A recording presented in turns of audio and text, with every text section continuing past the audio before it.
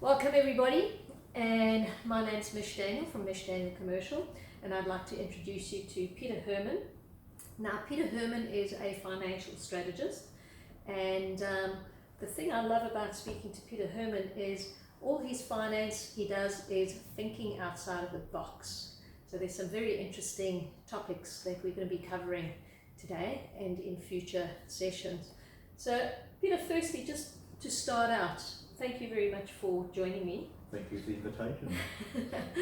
And we were having some very interesting conversations about helping people buy commercial real estate when they don't have serviceability.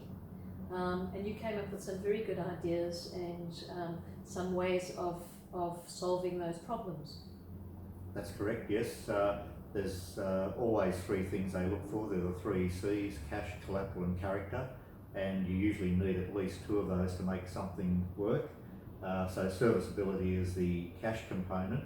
So if the cash component isn't there, you've got to make sure that the collateral is there, and hopefully that the person is of good character with a track record of having been able to succeed financially in the past. Okay, so let's just talk a little bit about the collateral. So I always say to my clients, if you have a deposit, you can get into a commercial property, right? Yes, correct. Okay, so that would be their collateral. That's part of the collateral. The other collateral is the value of the property itself.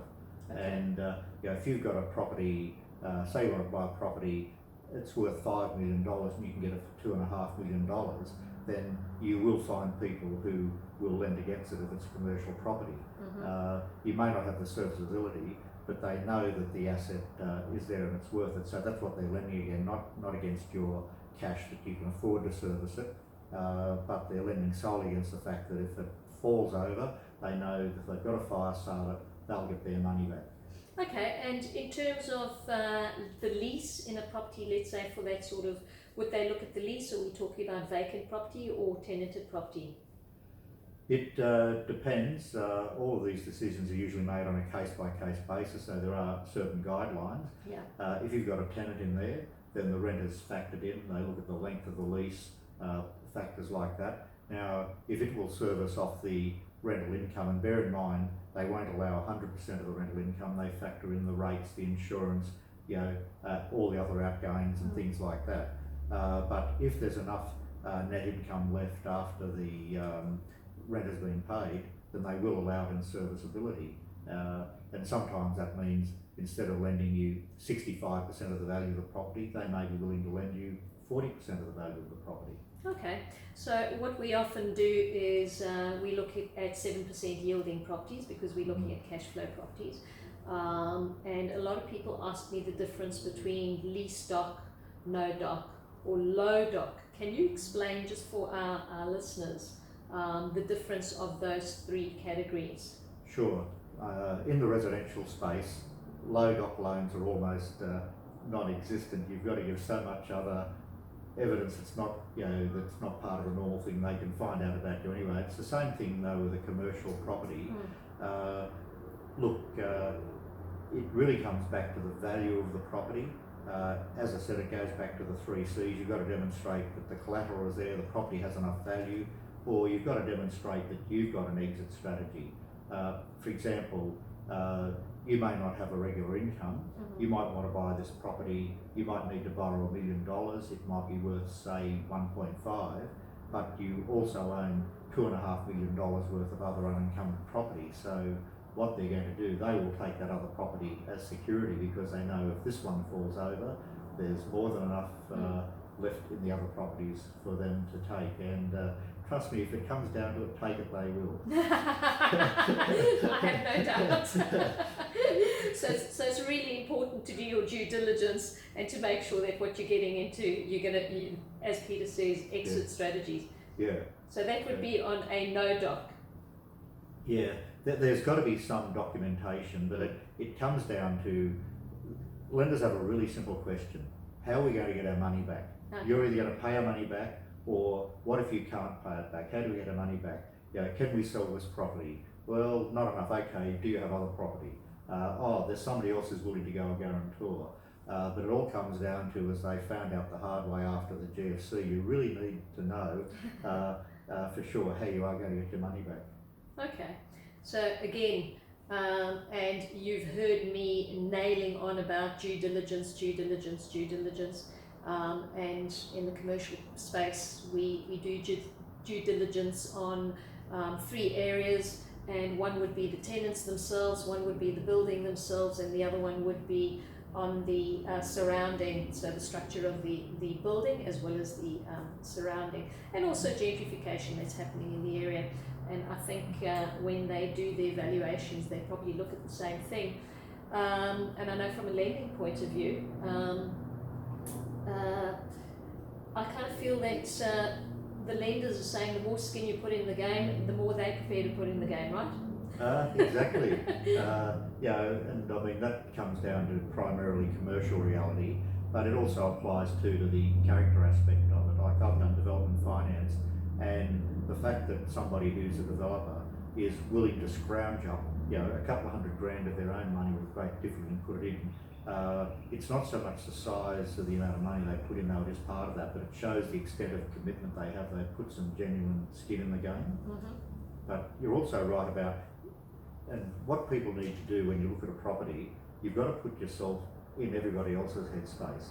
You've got to put yourself in the headspace of the prospective tenant or the prospective buyer. Right. You've also got to put yourself in the prospective headspace of the lender Right. and the valuer and other people, and take a long, hard look at it. Not the optimal way that you think you can sell it or rent it, this, whatever else.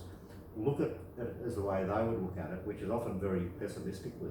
And worst case scenario. Yeah, they always work on that, and plus two, you're saying the surrounding area, and a value will go out, whether it's commercial or residential, they'll do comparable sales, and I'll say, well, hang on, you think this property's worth 1.2, that one down the road, which is comparable, sold for 1.1, that one over there sold for 850, but it's inferior, but this really good property only sold for 1.25, and you're trying to say yours is worth that. No, we think yours is round about the vicinity of 950, because they look at all the surrounding data, and you've got to be able to present a really good case as to why you think yours is worth more.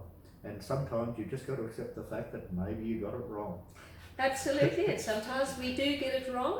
But I think that's very important what you're saying, because and again, when we purchasing commercial properties, it's all those factors.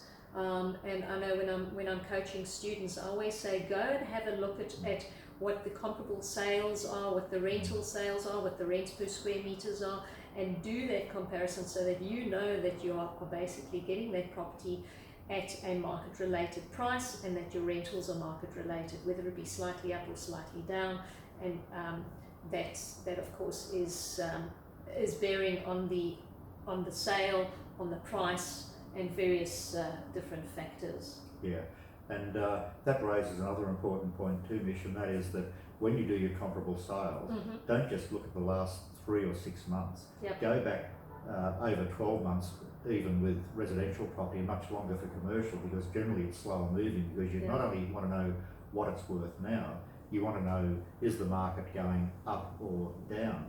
And good point. Yeah. And I say there's no such thing as the real estate market that we always see in the media. What we have is hundreds of little markets out there in different localities. Correct. Some are even when the whole market is going down, there are still some that are going up, and you've got to work out where does yours fit in the overall scheme of things. Yes. Yeah. So, I guess that just takes it to hotspots. I mean, we talk about hotspots. Realistically, people ask me where the hotspots in commercial property are, and I say, well, the whole of Australia. Because, I mean, commercial property works slightly different in terms of those hotspots. Okay, so do you want to speak a little bit more about low docs, or do you think we've covered that? Low docs is basically looking at your serviceability and looking at the deals. looking at the Yeah. income from the Because I think what you mean by a low doc is how do people buy a property when they really don't have the income to service it? right. Yes. It's probably more a no income loan than a low doc. Okay. And you can source loans like this where the lender will base it purely on either the current value of the property or the gross realised value of the property. Okay. That applies to all, whether it's development, residential, commercial, those principles are the same. But where you've got a bit more latitude in commercial property is that residential loans are governed by the NCCP Act, the National Consumer Credit Protection Act of 2010. Commercial property is not governed by that act. Now, you still have to act legally and conscionably and everything else, but the lender's not going to get into the same amount of trouble because he forecloses on 4 industrial units somewhere down at Underwood in the same way that some family is thrown out on the street in Rapilli or somewhere like that. So quite different. But not only that, but the residential people have a lot of consumer protection. Yes. Whereas commercial property, it's assumed that you know what you're doing, that you know the risks involved. It's not your family home you're putting at risk, it's a commercial transaction. So in that situation, the responsibility is thrown very much back on the purchaser to a large extent. And that's actually a good thing. I think the purchaser in a commercial transaction should have a large measure of responsibility, but what we get there is the scope for a lot of initiative. Hence the education. Yes, exactly. So we had to throw that in. Yes. But really, I mean, I think that's a very good point. Okay. Well, I'm going to be discussing various different topics with Peter going forward. So we're going to do a little series of finance and types of finance. And we're going to be discussing options and a couple other topics. So tune into the next one, to series 2, and we'll be showing you how you can do flip deals and how you can be purchasing property without having to pay for them.